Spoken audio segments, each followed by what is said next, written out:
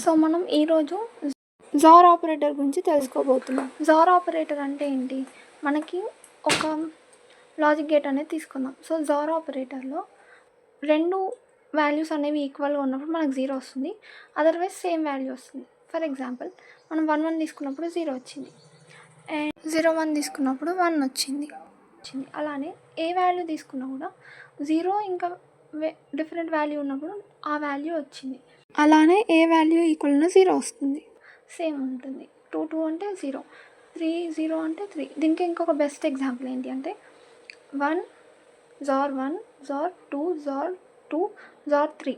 అంటే మనకి ఇక్కడ ఏమవుతుందంటే 1 1 క్యాన్సిల్ అవుతుంది, అంటే 0 వస్తుంది. ఓకేనా? 2 2 క్యాన్సిల్ అవుతుంది, ఇక్కడ కూడా 0 వస్తుంది.